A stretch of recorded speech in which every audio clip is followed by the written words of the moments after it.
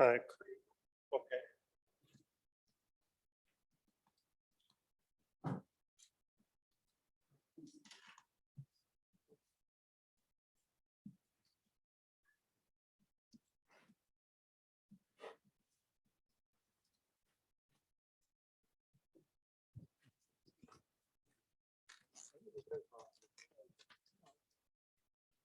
Vedo che sta mangiando.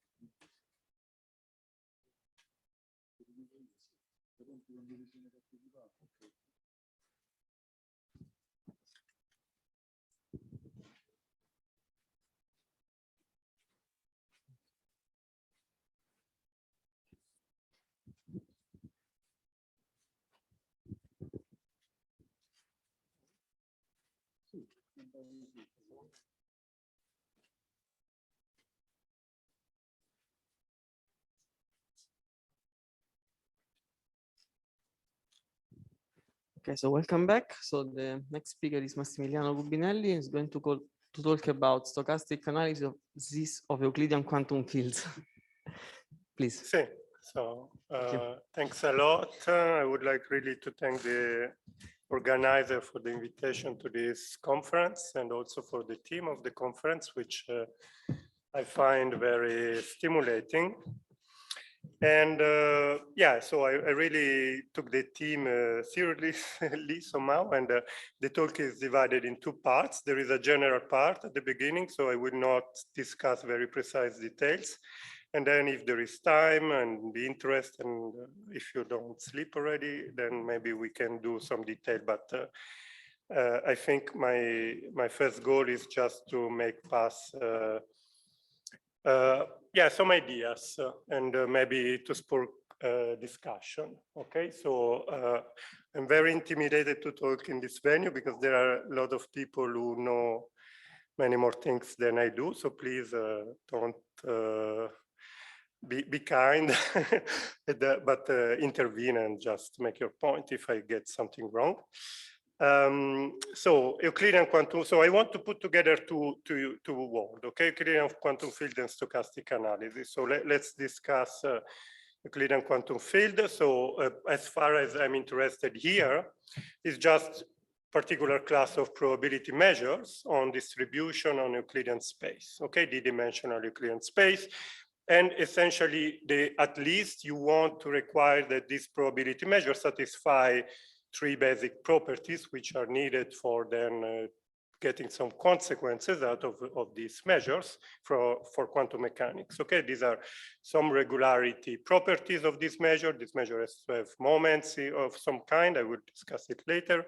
Euclidean invariance. Okay, so when you translate the random field, so these are random field. I'm a working probability, so I think always about this as a sample of something. No, so you sample a random field and its law has to be Euclidean invariant, and then they have to have this reflection positivity property, which is very important, but I will not discuss further. They're just these three properties, and actually, as you start to look around for measures that has these three properties, and they are very difficult to find. Okay, these three properties go one after, they don't interact very nicely one with the other. And yeah, so they were introduced in the 70s and 80s to construct quantum field theories via reconstruction procedure. And more or less, so this is like the path integral formulation, which is essentially metaphysics to me, because none of this formula has a meaning in where we want to take them. And but okay, you can understand them. This measure would be the path integral associated, the Euclidean path integral associated to some action of this form. Okay, so this is the class of measure I consider.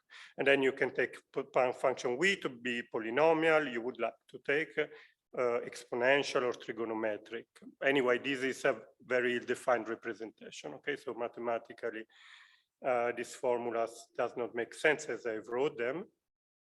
And you have two kinds of problem when you try to make sense. So you have a large scale problem, that is you are in infinite volume because you want Euclidean invariance, and you have ultraviolet problem because somehow the sample path of this random field are not functions, so it's not clear what does it mean to nonlinear functions, okay? And then there is a long history. I just gave some names because I see some of the people who deeply contributed to the theory are also in the audience. This goes back to Whiteman axioms, and then there is the constructive program started by Whiteman, and then of course Glim and Jaffe gave a fundamental contribution, but also Nelson, Siegel, Guerra, which is I saw around, and Rosen, Simon, many others. Okay, it's very difficult for me to. I mean, this happened before I was born, so it's very, very early. One of the high point is this construction of a three-dimensional Euclidean quantum field theory, which is 543, and this was started by a paper of Glim, which I still study because I find very interesting, but somehow it was still in the Minkowski picture, so it was a technique were not powerful enough to carry on the program. And then slowly the Euclidean picture started to become more prominent, and Glim and Jaffe completed the construction in finite volume, and then Feldman, Osterwalder, Magnen, and Seneor extended to the infinite volume. Okay, so they solved at first the ultraviolet problem, and then you solve the infinite volume problem. Okay, they are a bit disjoint. Okay, the infinite volume problem you have also in statistical mechanics, like the talk we saw before. Okay, it's only about infinite volume without ultraviolet problem. Here you have both. Okay. But you have a probability theory. There is no commutativity. So somehow going in the Euclidean solve a part of the technical issue because you don't have to deal with operators, just with random variables. And then there are a lot of other construction because somehow people took S543 as a test bed for new techniques. Okay, and this will be the case also for us somehow. And just let me mention these papers by people in Rome, because somehow they really introduced probabilistic point of view on how to do these bounds, which were then used by Balaban to analyze like Young-Mills theories. And then also this paper of Bridges, Frolic, and Sokal, which somehow it's one simple method to at least prove partially the existence of 543. Okay? So let's discuss example of Euclidean quantum field theory. And the simplest, so again, okay, let me go back just to remind you, as far as I'm concerned in this talk, Euclidean quantum field theory is a measure satisfying these three properties. Okay, of course, you would like to know more about this measure because you want to prove more in the Minkowski picture, but let's stick to that. That's difficult enough for me right now. And the simplest example, you take a Gaussian field and then you realize that it has to have a covariance which is given by the resolvent of the Laplacian, okay? And this is reflection positive, Euclidean covariant, and regular enough. And when you reconstruct the quantum theory out of this Gaussian measure, you get, with no surprise, a non-interacting quantum field theory. Okay, particles propagate, but they do not interact. Okay, this is a bosonic theory. Should mention, I will speak only of bosonic. I will mention Grassmann or fermionic theories later on. But to us, the important thing is that if you start to look at this, you realize that the Gaussian, so this is the Gaussian free field. And then Gaussian free field in dimension bigger than 2 cannot be a function. Of course, in one dimension, we all know is something related to Brownian motion. So it's order 1/2 regular, but in higher dimension, it's a distribution, and the regularity of this distribution degrades as the dimension grows. And but if you are an analyst and you want to measure it, then, for example, you can use the scale of Bezow-Holder spaces, so where it has a negative regularity. Actually, it has the same regularity in all scales of integrability. It's not very important for random field integrability, for this kind of random field integrability. But let's discuss 2 and 3 dimension. In 2 dimension, the Gaussian free field is just, it's some kind of logarithmic diverging distribution, so as any negative degree of regularity. In 3 dimension is like -1/2, a bit worse than the -1/2. Okay, so it's the derivative of 1/2 Holder function, if you want to think in this way. So how you construct non-Euclidean quantum fields? Let me mention that, yeah, so the construction, essentially only construction I'm aware of. So you attempt to have a measure which has these 3 properties, and the only reliable way I know of to do it, it's to start on the lattice, to start on a finite volume. You have a finite number of degrees of freedom, then you can construct the path integral in a rigorous way. Okay, that's the only rigorous construction essentially, and then you write an approximation of the path integral, you normalize it, this gives you a measure, and then you try to take the limit as epsilon and L goes to infinity, choosing this interaction, which has to be local, otherwise you cannot prove reflection positivity. Okay, so reflection positivity enters because it forces you to have an interaction which is local. Okay, it can depend only on the function on the point. If you start to have no local interaction, then it's not clear. In some model you can do it, but it's very, for example, you can consider fractional Laplacian, which are not local, but the interaction is more tricky. Okay, so the form of as far as concerned here, the form of these measures, these approximate measure, is justified because you want the properties I mentioned above, and then you start to tune the potential and hope to get a limit. Okay, that's all you want to do. Okay, any potential which give you a limit, and then you want to check that the limit is non-Gaussian, because if you are a Gaussian, then you are back in the other domain. Okay, so this is somehow the kind of logical procedure you want to follow. Okay, and then you want to study the limit points. In 2 dimension, you can choose, you have many choices which we know to work. It's polynomial, cosine, trigonometric, or exponential function, everything works. Because in 3 dimension, essentially the only known construction works for 4th order polynomial. You need even order to have boundedness, otherwise not even finite dimension it's defined. 6th order, it's in the critical dimension, so it's like 5, 4, 4, and 5, 4, 4 people reliably now I think know that there is no way to take the limit I mentioned above in 4 dimension with the 4th order polynomial, and every time you get only Gaussian. Whenever you get a limit, it's a Gaussian limit. This is the question of triviality. Now, let's discuss, let's go. So I want to bridge the gap between this and stochastic analysis, okay, which I will define or try to define at least. Yeah, so you are interested in this measure, so you want to take limits, you want to prove that somehow under this family of measure or up to a subsequence maybe, you get limits here.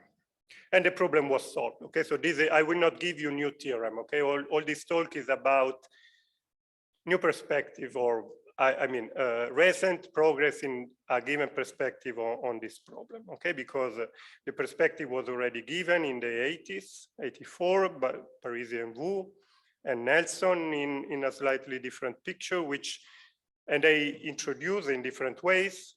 So Parisi, Wu, and Nelson, they do it differently, and there is some technical advantage. Parisi, Wu procedure, it's better for technical reason. They introduce a stochastic differential equation, which is nu as invariant measure. Okay, so nu is a probability measure, or these approximate measure are probability measure, and you want to introduce a dynamics, which is nu as invariant measure. Okay, Nelson do it differently with time-zero fields, but I will discuss only Parisi, Wu here. And so how you do that? Well, this is like Monte Carlo Markov chain. I mean, theoretical physicists do it all the time, but you want to do it in continuous time. So you write the gradient flow of the action functional, and you perturb it by a noise. Okay, and if you do it appropriately, infinite volume, this is a theorem. Okay, so the only invariant, if you look at this dynamic infinite volume, the only invariant measure is the one I wrote before. Okay, that's this measure here. Okay, which is a perturbation of a Gaussian measure, by the way, under appropriate condition. Okay, we don't want to say theorem. Let's look at the big picture. Okay, so this is the dynamic. So you have a link. Okay, you have a link between a measure and a dynamic and a stochastic differential equation. It also, so if you start this equation with a random feed which has law that measure, then at any time you will have this measure as a law.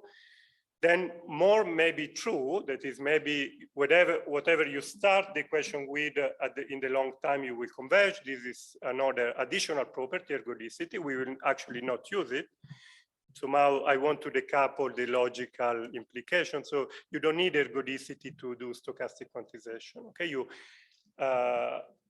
stochastic quantization, which is essentially how to use, so what is stochastic quantization?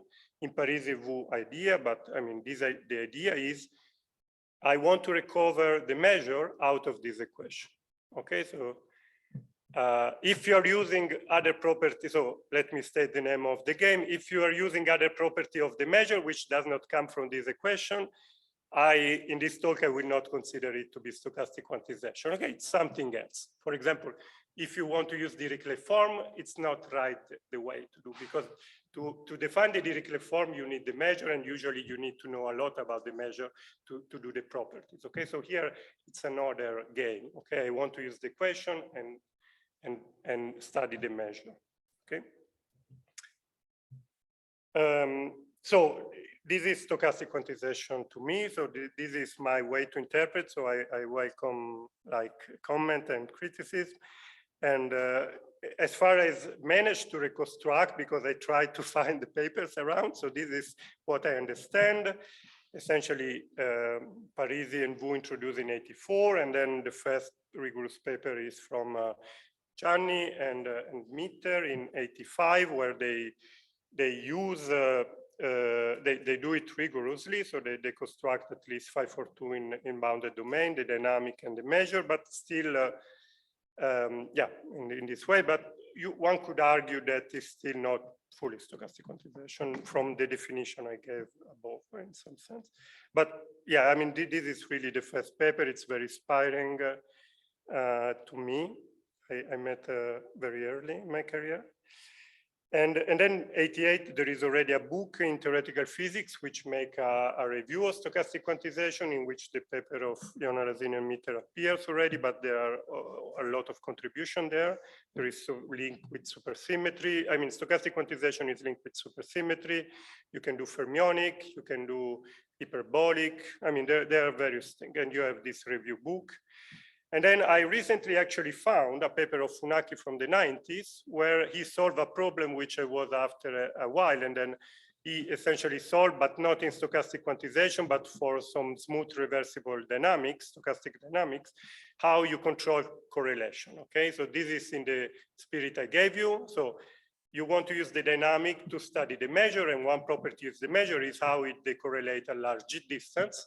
And Funaki somehow introduced a very smart method to find the correlation out of the dynamics in a simpler setting, but essentially this is the technique that I know. I mean, the only technique somehow, I mean, the best technique I know so far to do this kind of control. And then I found also these papers of Kirillov from '90 to '94, where he do very interesting things, very also not so interesting things, but somehow it's in the spirit of stochastic quantization, because essentially he tried to solve the problem of, if I know the integration by parts formula for a measure, can I reconstruct the measure? Can I study the measure via the integration by parts formula? Okay, we know for the Gaussian, if you know an integration by parts formula, which look like that of the Gaussian, then you have a Gaussian. Okay, so this is known. But other integration by parts formula were studied, infinite dimension, because it was introduced by Fomin, the problem, and then Bogachev, people like Bogachev wrote books about that, but these are mostly finite dimensional. When you try to look infinite dimension, essentially the only paper I found was the ones of Kirillov. And there are other results from Russians. where they use cluster expansion to prove some, yeah, I mean, they are really in the spirit of stochastic quantization. They want to use the dynamics to study the measure. And then they even try to actually define some kind of stochastic quantization for Grassmann variables, so in a non-commutative setting. And then again, so this integration by parts stuff was studied by Albeverio for spin system and other people, Kondratiev, Rockner, Tsikalenko. This paper is also interesting. And another landmark paper is this paper of the Prato de Bush, because somehow they start to look at the ultraviolet problem in 2 dimensions and how to define the dynamics in that case. And they managed to find a trick which works. But still the 3-dimensional problem remain open until Martin and then other people at the same time solved how to define the dynamics for 543. Okay, so this is still a local, so you start from a given initial condition, you try at least to define the stochastic dynamics when epsilon is going to 0. And then you have to solve the global problem. Okay, so this solved the local problem in 3 dimensions, which is more, let's say the local problem in 2 dimensions was solved by the Prato de Bush, and then the local problem in 3 dimensions was somehow understood better with the theory of regularity structure and related approaches or unrelated approaches. And then you still have the problem of long time and large space, and large space, long time is the same, okay? If you cannot control, essentially, it's the globalization of the solution. You can have local solution, but as soon as you try to look at what happens when the volume become large and what happens when the time become large, you run into the same problem. You need to find some coercivity in your equation because the equation is nonlinear with nonlinear polynomial nonlinearity, so it's blowing up, okay, could diverge a priori. So, and then Murat Weber found a trick which works in 3 dimensions, and this somehow open up the way to the construction or the partial construction of 543 via stochastic quantization, okay, because there is also, I would like to mention this paper of Albeverio Kozłowska because it was influential to me and Martino Manova, and we put together all the various pieces and wrote a paper where from you have a self-contained construction of 543. I will mention the theorem later. It's not complete yet, but is as far as we can arrive so far. And then recently there are papers of Chandra, Chevirev, Eirer, Shen for young mills. Okay, so the next, let's say the next big open problem is how you do stochastic quantization of gauge theories. Given that somehow 543 is already a bit understood. Okay, so.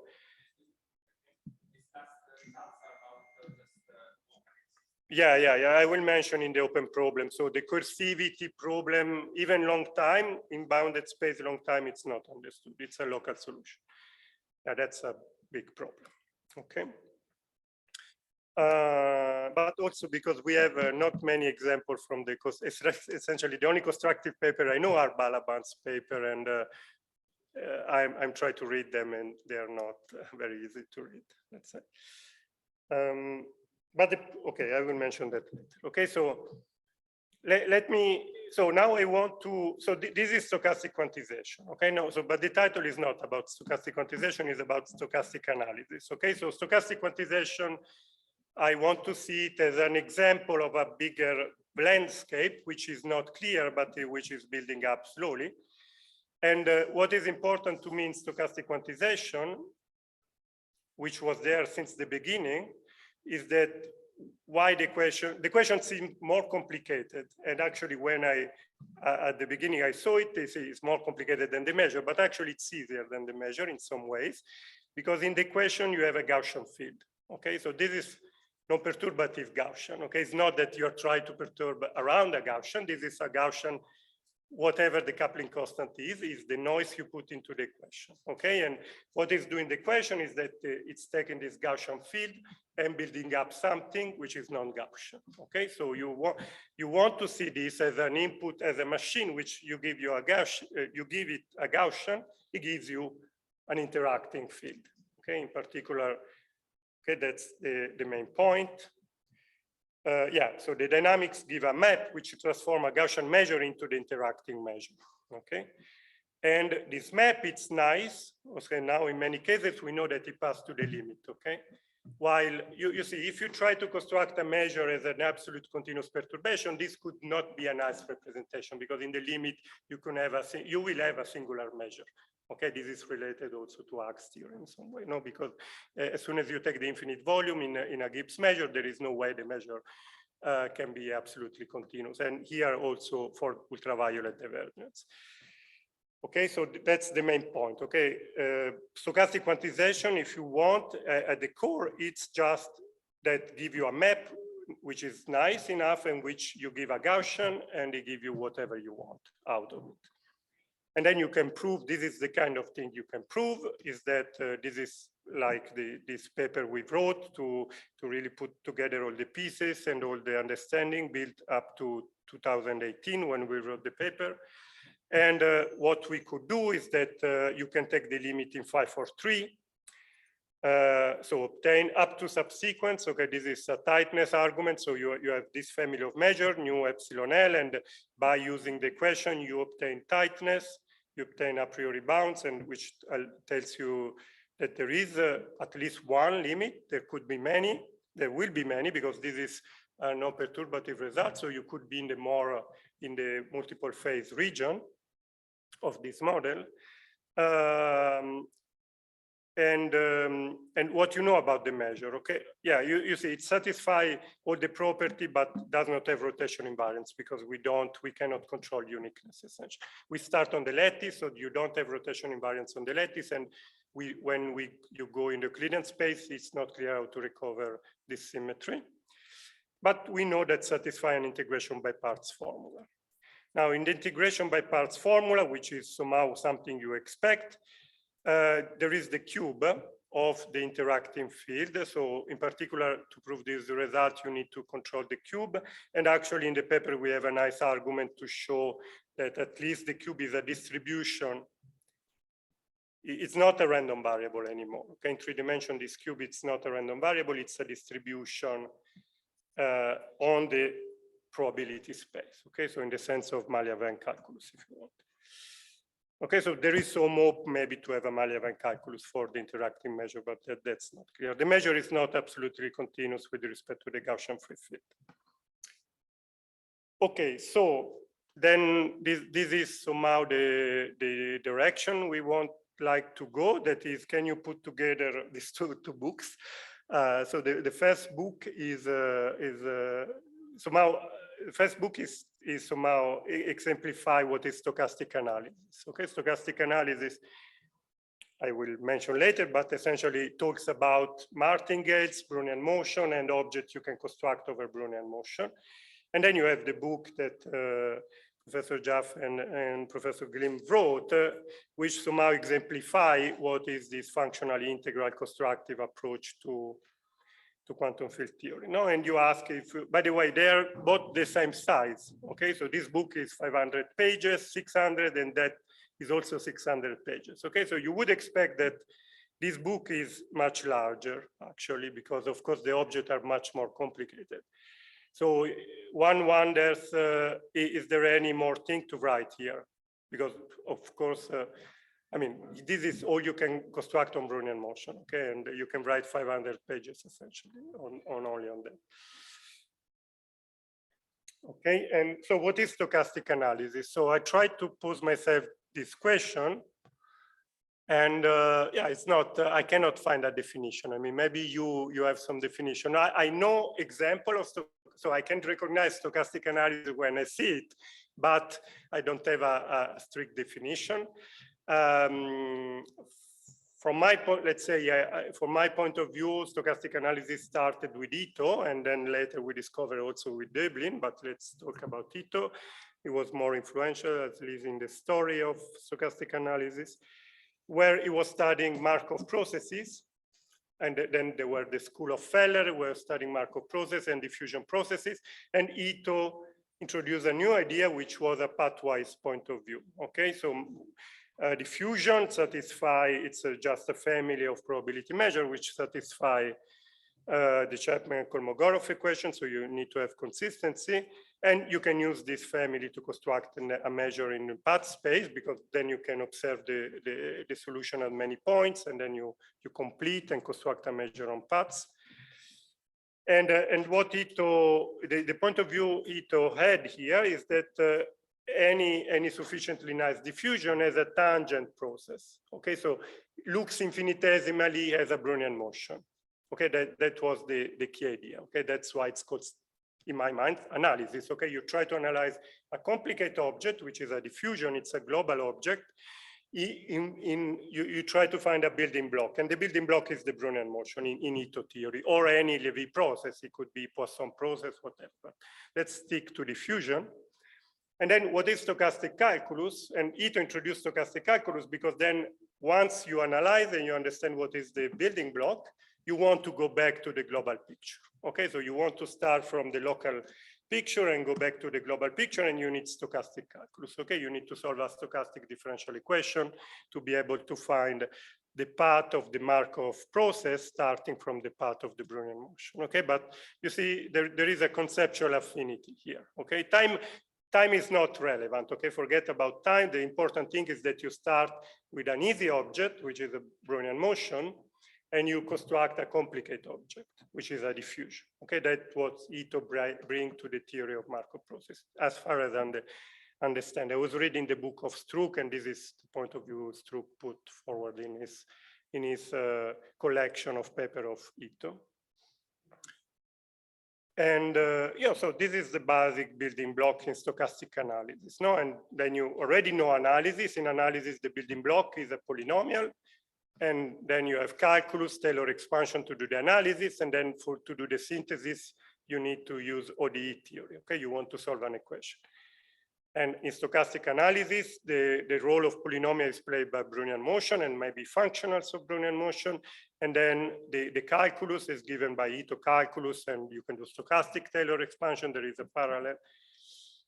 And in general, if I try to make what is an analysis, you need some parameter to play with, which you want smaller, because you want to identify local and global pictures. So you need a scale somehow. And then you need a building block to which somehow the local picture looks like when it zooms fast enough.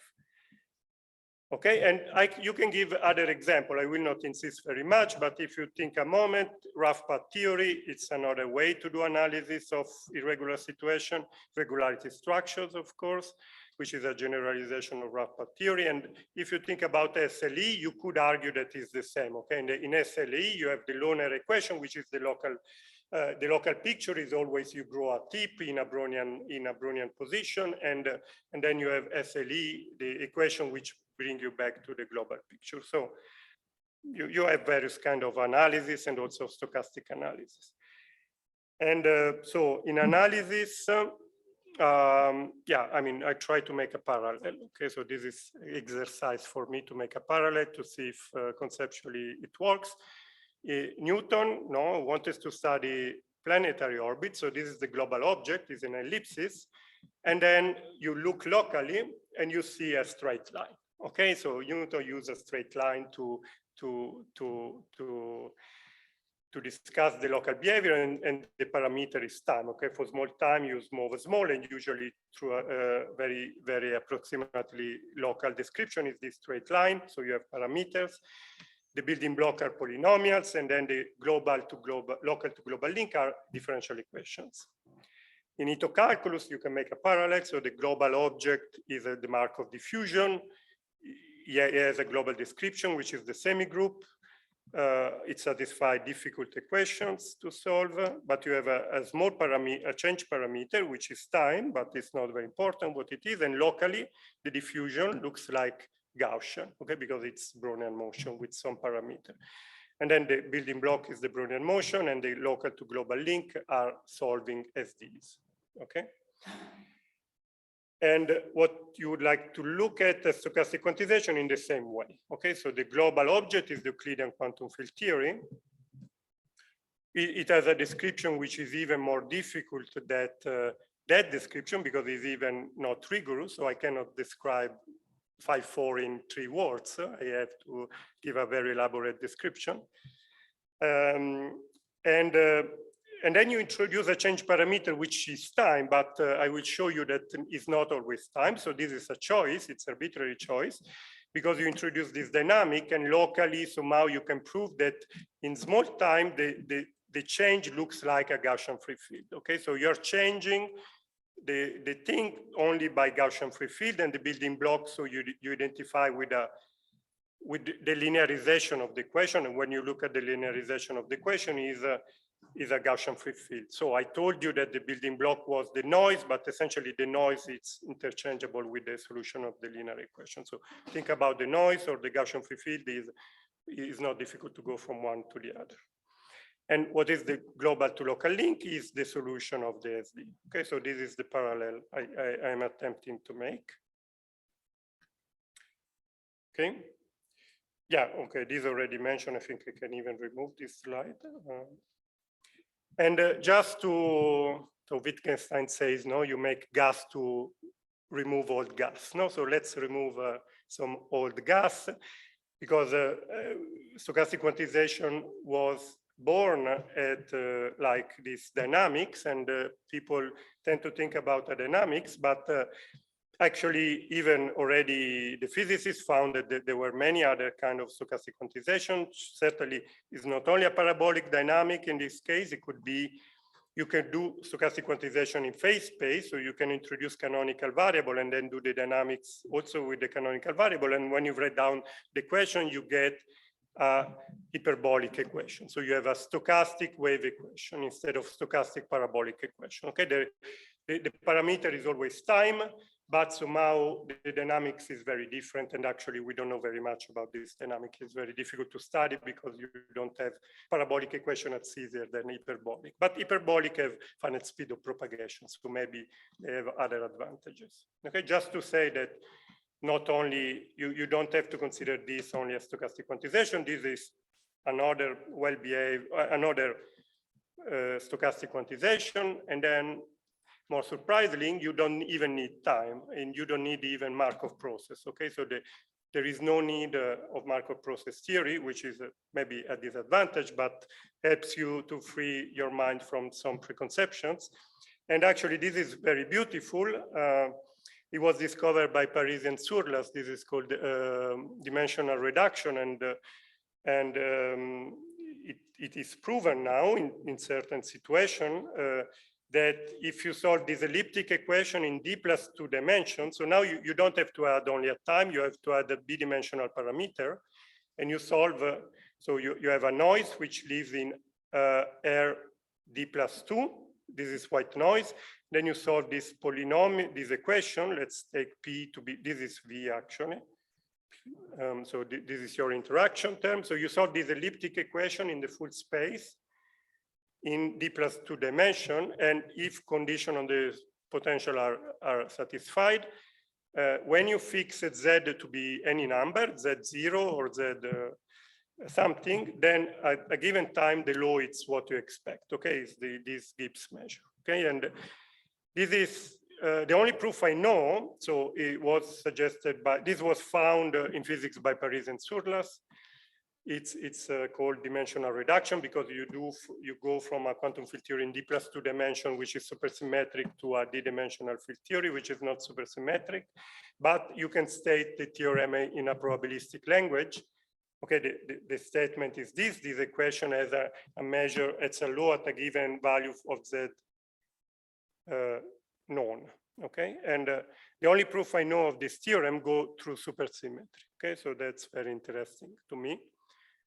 You cannot even see why it's true. Even for the Gaussian, it's a computation which takes two lines. It's easy for the Gaussian, but, and yeah, so initial attempt were made by Klein, Landau, Peretz. They did a step, and then with Albeveri and De Vecchi, we completed, and now we have a theorem.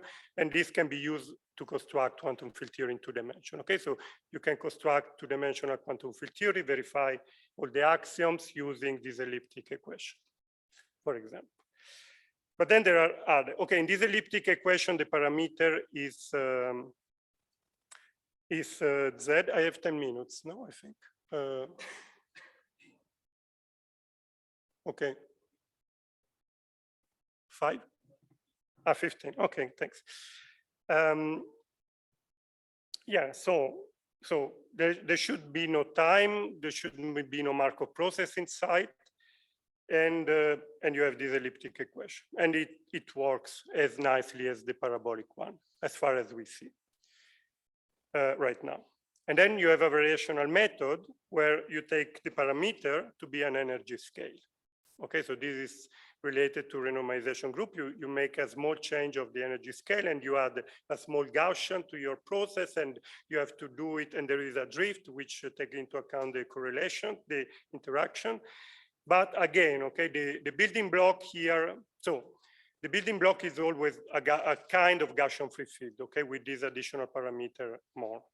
And in this variational method, we don't have an equation. We actually have equations, but let's say the main object in the variational method is a solution of a stochastic control problem, optimal control problem. Okay, so and this is related to the renormalization group. Okay, because essentially the variational method gives you the optimal control problem associated to the Hamilton-Jacobi equation, which you write in the RG method, renormalization group method.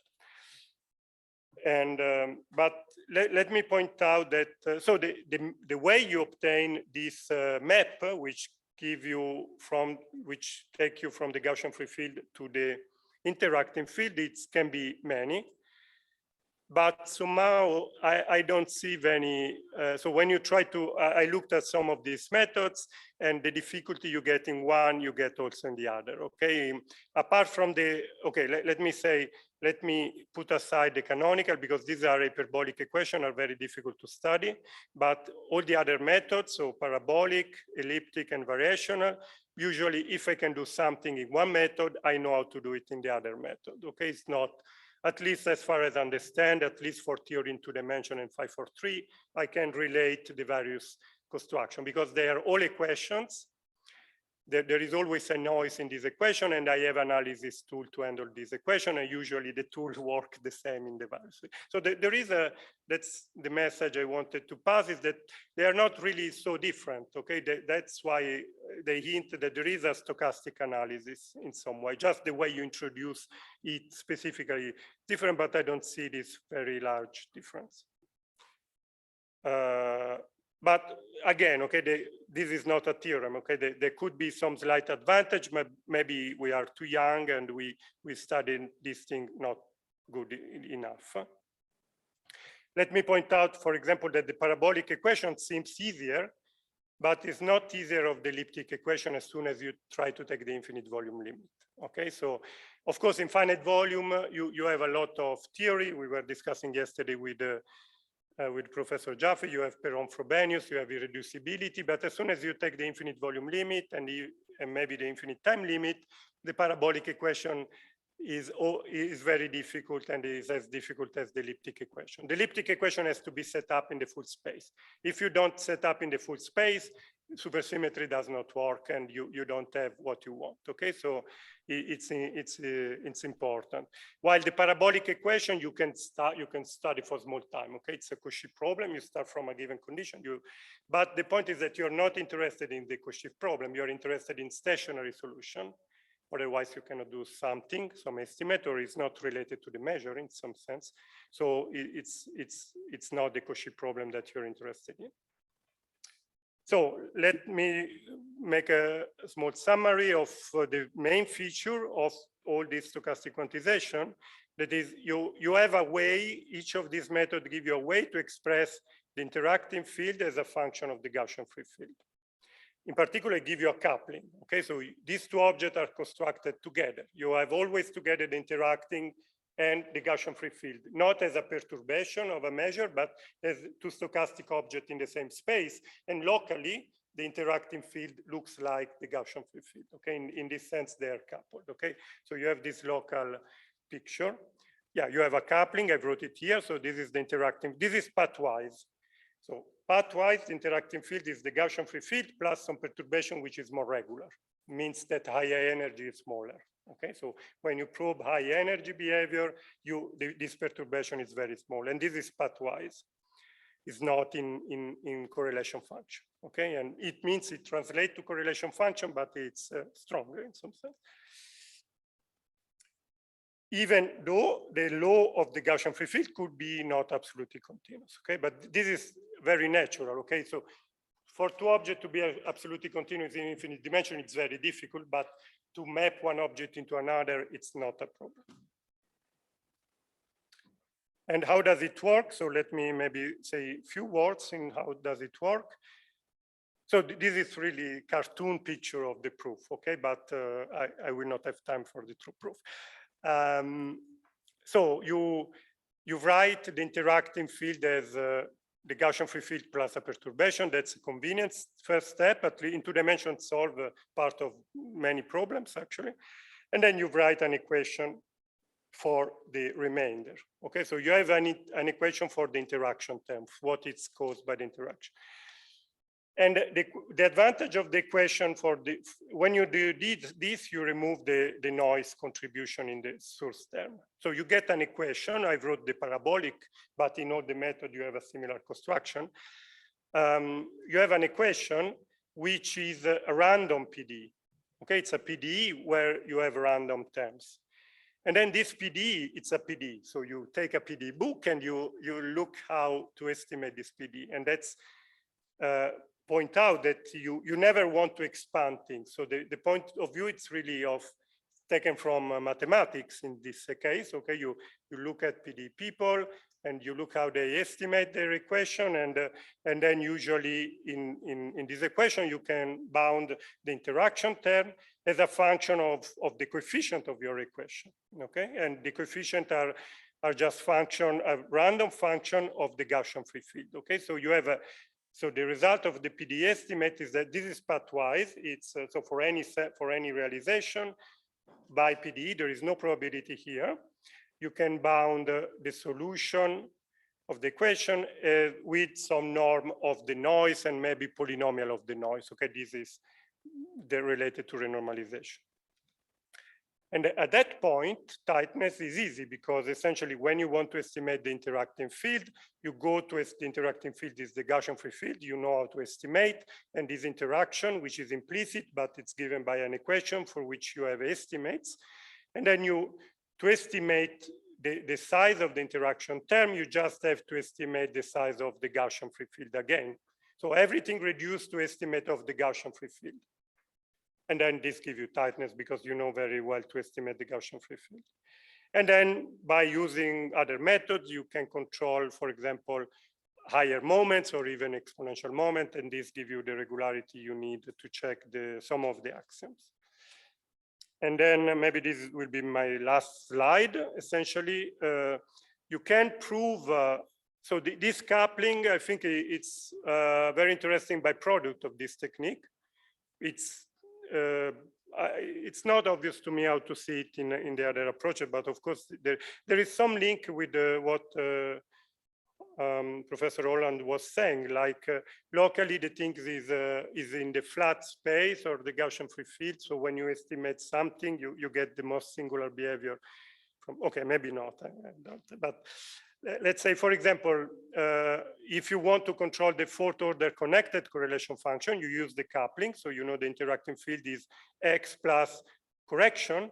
And of course, the connected correlation function of the Gaussian free field are 0, and then you have just to estimate the others. Okay, so this gives you a way really to understand that some kind of OPE, but at the level of the path space. But you can derive some OPE. In particular, for example, you can prove that the renormalized cube exists under the interacting measure using just this observation, okay? Because what is the renormalized cube? Well, you take the interacting field, you regularize so that it's now a smooth function, you take the cube, and then you know that you have to subtract something to make it converge, and using the coupling, it's very easy to do that.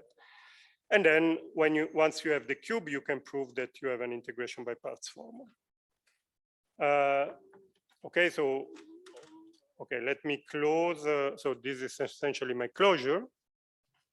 Okay, the outlook of the kind of message I wanted to give is that it seems interesting, it seems intellectually satisfying at least, developing a stochastic analysis of Euclidean quantum field, at least for this super renormalizable model. Okay, maybe for a normalizable model, you need a renormalization group, but when you have just finite step of renormalization, this could be interesting. Yeah, and so the small scale behavior, it's understood in many models. Recent result even in young myths. Okay, the problem is the large scale behavior. Okay, because to understand the small scale, you have to do expansions. When you do expansion, you ruin you break the coercivity property of your model. And that's a challenge for analysis. So analysts understand very well smooth solution of PDEs, but they don't understand, I mean, we don't understand at all rough solution of PDEs, okay, especially from the global behavior. And okay, uniqueness is still open, especially in 5423. I listed some literature, maybe I can come. So these are some recent papers. So I just listed the paper which address both the problem, okay, because some papers just look infinite volume or other problem. That's somehow the two problems together make the things more challenging. As you say, we have a partial construction of 543. Missing is rotation invariance. And then full construction of exponential model in 2 dimension via the elliptic equation or other model in the same way. Even some result on phase transition in 3 dimension using the tool I mentioned. And then some, maybe we will finish soon a paper on control of correlations, and then perturbation theory or work on the large and limit for ON models, linear ON models. We cannot deal with all the nonlinear sigma model. They are very difficult. We don't know how to do it because they involve a lot of geometry. It's the same kind of problem as with the Young-Mills theory. We don't understand the global theory in this case very well.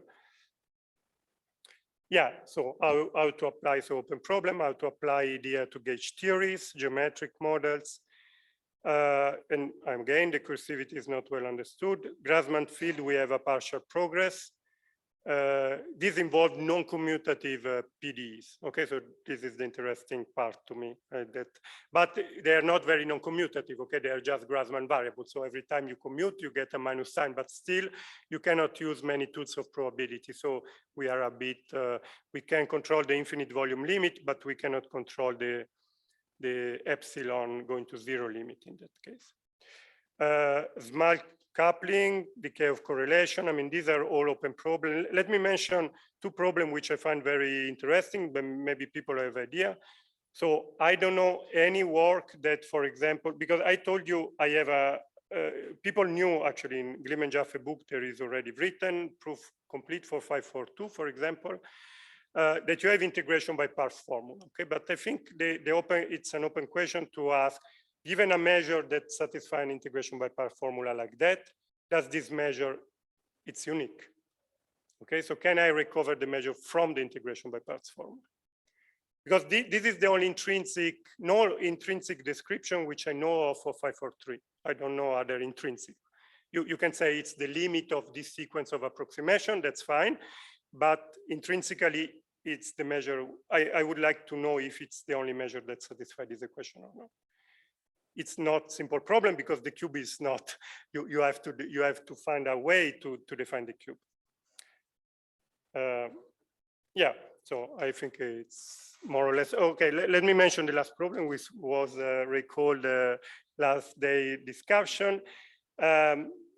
Yeah, if you look at the problem in this way, probability is not very important, actually, okay?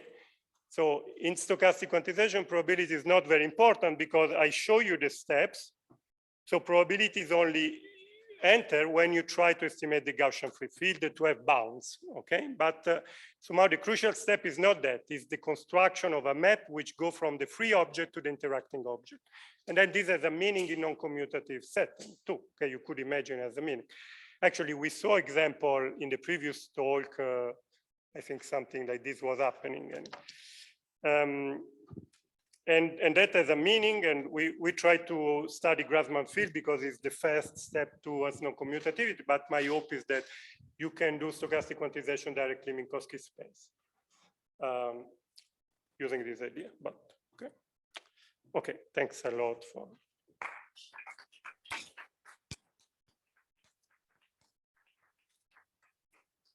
Thanks a lot for your interesting talk.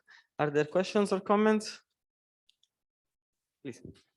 Just a question. What is the look of stochastic quantization of 5-4 triviality?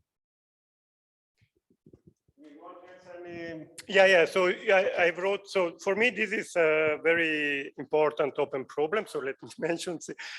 Now, weak universality is you are below the critical dimension. Let's say dimension 2 and 3. The idea is that I can take any potential, or let's say in 3 dimensions. I would like to take a class of potential and then converge to 5-4. And this we know how to do for the dynamics. I think people have to put together the pieces. But triviality, that's a full open problem. So if I'm dimension 2 million, I don't know how to prove that any class of, let's say, reaction diffusion equation, when I scale up, I converge to a Gaussian. This I don't know how to prove, for example. Already in dimension 2 million, okay? If you can prove it, I would be very interested. You see, I take a reaction diffusion, let's say with bounded nonlinearity, and I want to scale it in such a way that I can prove that whatever limit can only be Gaussian in the limit, in the large scale. Okay, it's not the large scale, it's this limit where the nonlinearity become very weak, but. Another question.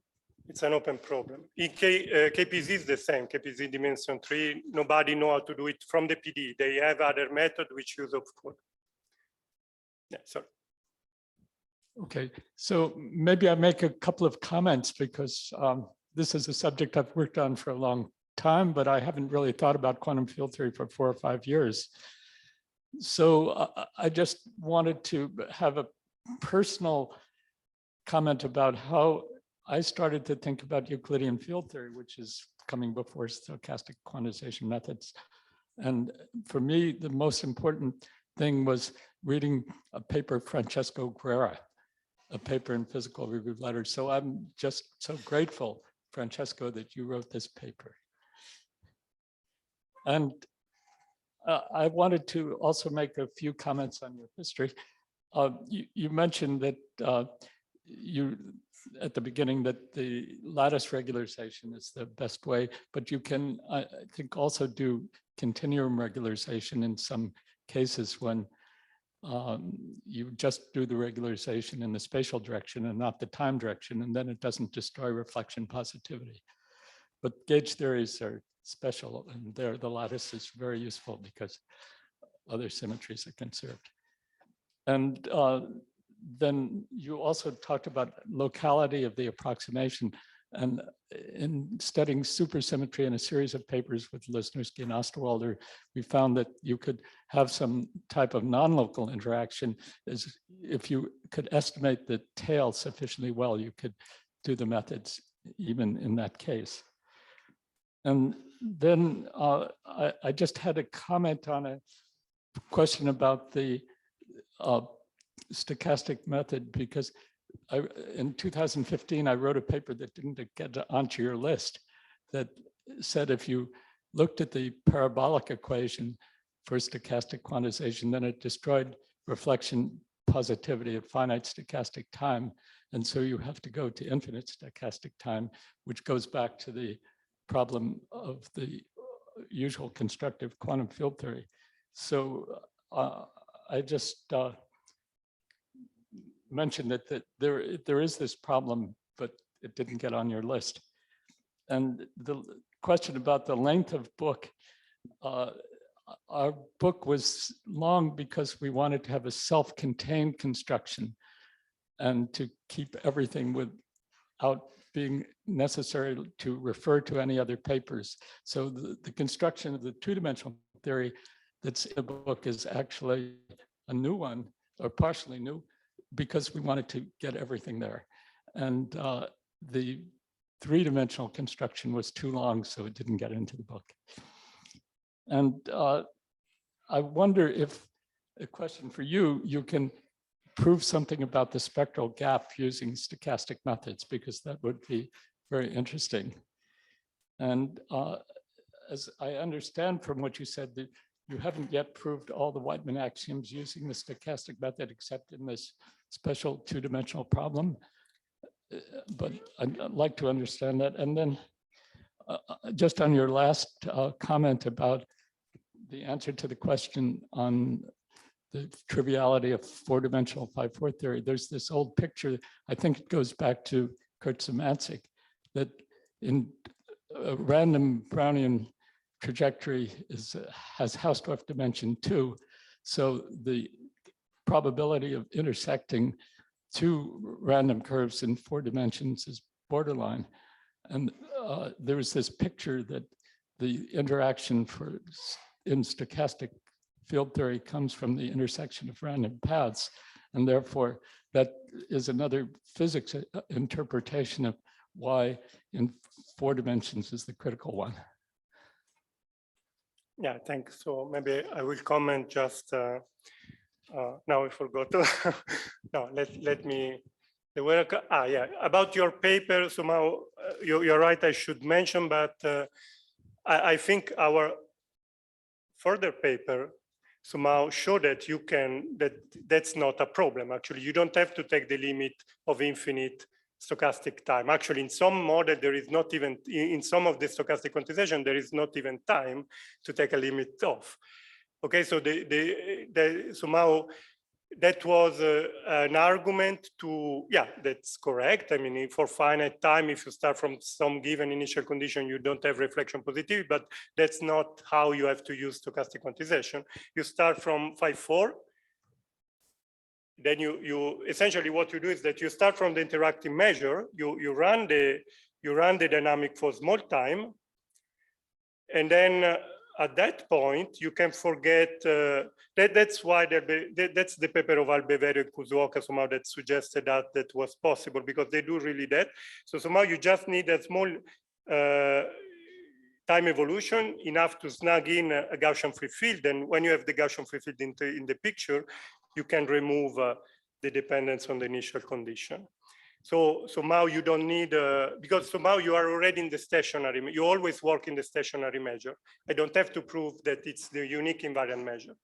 Of course, I don't know it, and I don't want to assume at the beginning. So that's really what I mean, I could not give details, sorry, but that's really the proof, okay? In this proof, there is never infinite time, okay? You just have to run a small time, the dynamics, if you use the parabolic dynamic, just small enough to be able to snug in the Gaussian free field, and that at that point you are done in the estimates, okay? But again, for the spectral gap, this relates to, as far as I understand, to decay of correlations for the measure. And that, yeah, that's an open problem for us. It's proven, so yeah, I wrote it here. So for example, you can look at this paper, which is very recent. In some model, like the exponential model of the CNH model, somehow the problem is that usually renormalization destroys the convexity of the potential. And when the potential is non-convex, then you have a problem to control the correlation in the stochastic quantization. In any of the picture I gave, whether there is time or no time, but in the exponential model, you don't have renormalization maintain the convexity of the potential. Essentially, it can only increase the mass, but not decrease if you want to think in this way. And you can prove all the axioms, including clustering into the mesh. So the problem of 5-4 is that as soon as you renormalize, the potential is a deep well, and I cannot. So I just mentioned using Euclidean quantum field theory, you can also investigate not only the spectral gap, but the upper spectral gap to show that in the mass spectrum, there's an isolated point. So yeah, perhaps you can also get at that in stochastic quantization. I would like to, but I would have to understand first. Let me make another comment on the other issue, which was about, yeah, okay. I forgot which was about. I don't remember.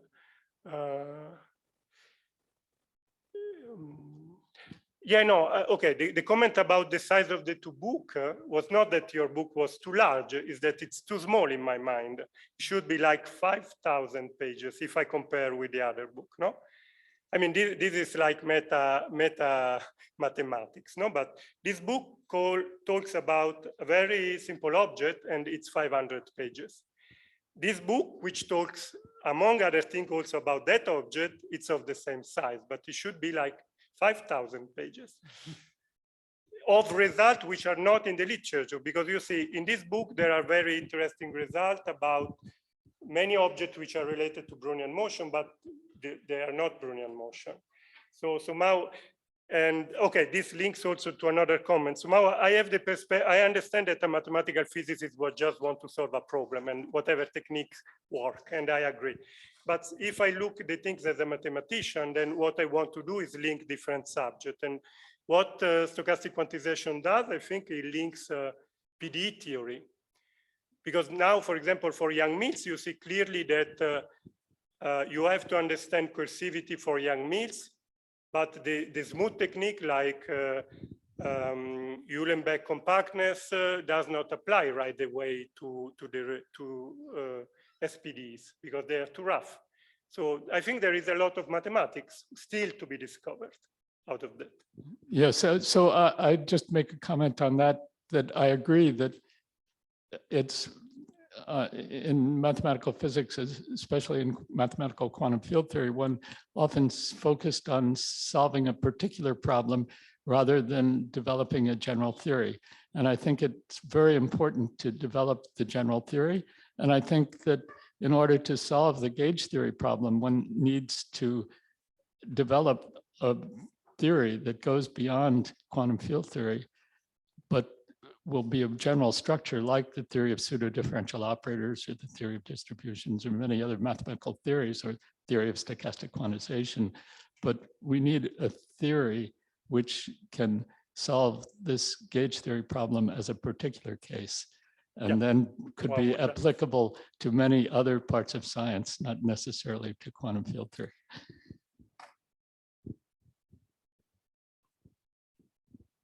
Another comment? Well, I congratulate on your talk and the beautiful results.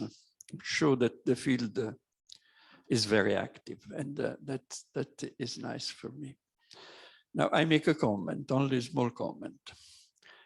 So it was 1972, 50 years ago, with the Longrosen and Barry Simon, who were studying the structure of Euclidean field theory. And of course, we noticed that there was this e to the minus the action, which it was a piece of the measure which changed from a free field to an interactive field. So I knew very well Boltzmann and all stuff of statistical mechanics. So at one point I made a comment. But since there is this Boltzmann factor, maybe we have in some additional time, because we need fifth time, there is a convergence of the field toward its thermodynamic distribution. And the comment, of course, Barry Simon understood immediately, and he said, that's theology. I don't know whether he said in good, because theology is the first of the scientific thought, or he said in just to say we have to make science and not theology. And he made a gesture, but it was an American gesture. So I am Neapolitan. I know all types of gesture, and Neapolitan gesture, they comprehend the whole world. So I could not understand whether its gesture was in a negative or in the positive sense. Now, what is the stochastic process which converges to the Boltzmann distribution Euclidean field is Parisi-Wu stochastic quantization. So from that point, I saw there is also Parisi-Wu, and I said, that's the theology, okay. And so I see that there have been big developments, and that you made also important contribution to these theological questions. So that's very good. We are in Rome, it's appropriate. No.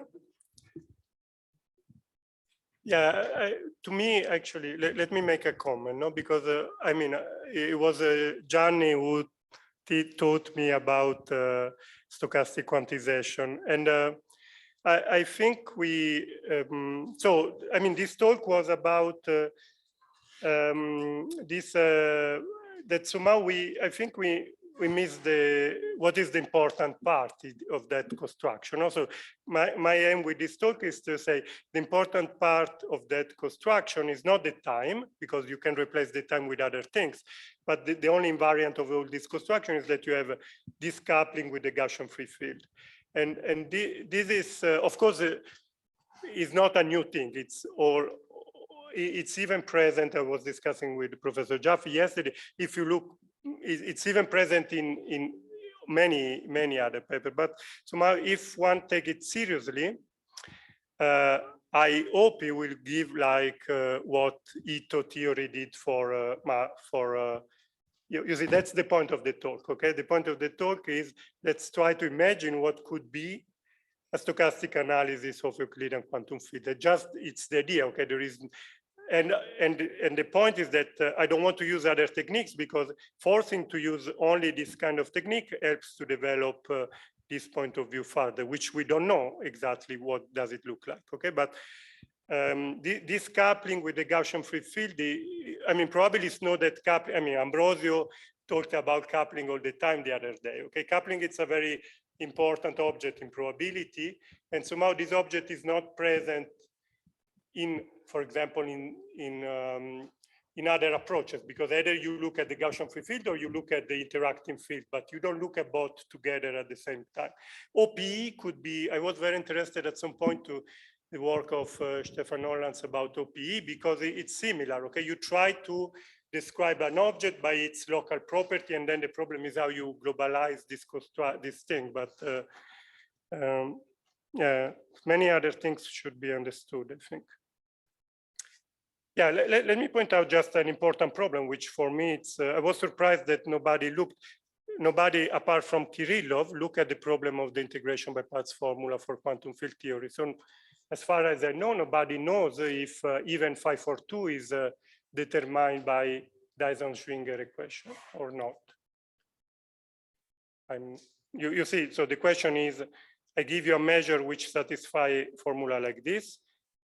For ISPD, for spin system, there is this work of Albeverio and other, and Bogachev, people study. But for quantum field theory, if I write down the integration by part formula, I would like to say there is only one measure which satisfies that. That's an open problem as far as I understand. Maybe physicists do not care, but as a mathematician, that's very natural problem. No? For the Gaussian, we know. For many other measures.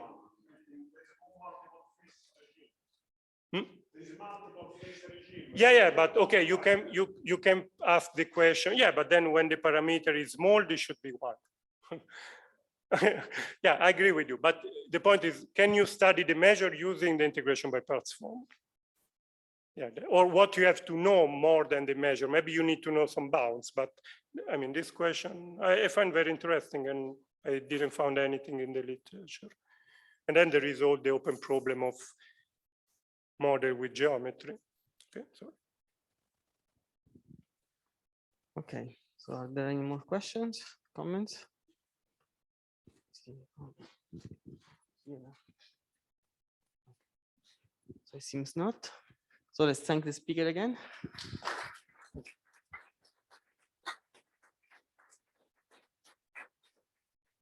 And